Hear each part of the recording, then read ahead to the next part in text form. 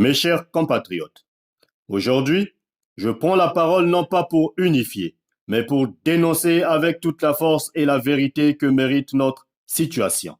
Il est temps de parler ouvertement des parasites qui infestent notre communauté, en particulier de ces soi-disant politiciens de la diaspora congolaise basés à Paris.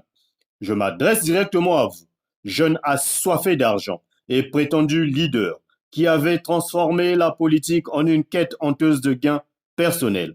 Vous qui vous pavanez dans les rues de Paris, prétendant lutter pour les droits de notre peuple, alors qu'en réalité, vous ne faites que tendre la main pour remplir vos poches.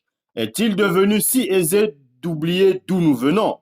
Est-il si facile pour vous de vendre l'avenir de notre Congo pour quelques pièces d'or européennes?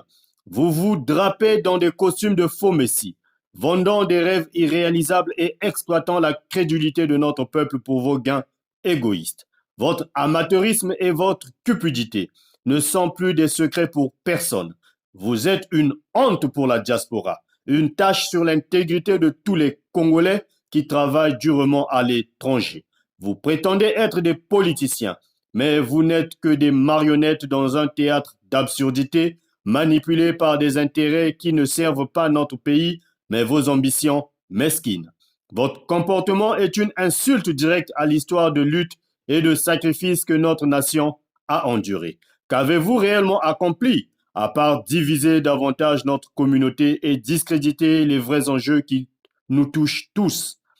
Vous parlez de changement, mais le seul changement que vous souhaitez est celui qui améliore votre statut social à Paris, sans aucun égard pour ceux qui restent dans le besoin en République du Congo.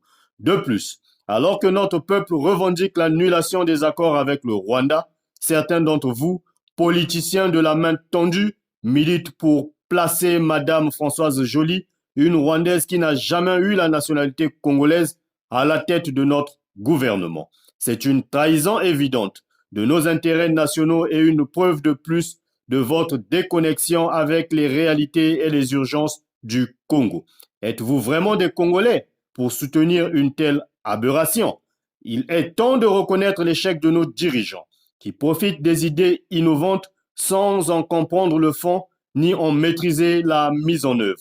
La jeunesse congolaise mérite des leaders capables de transformer des idées en actions concrètes et bénéfiques pour tous.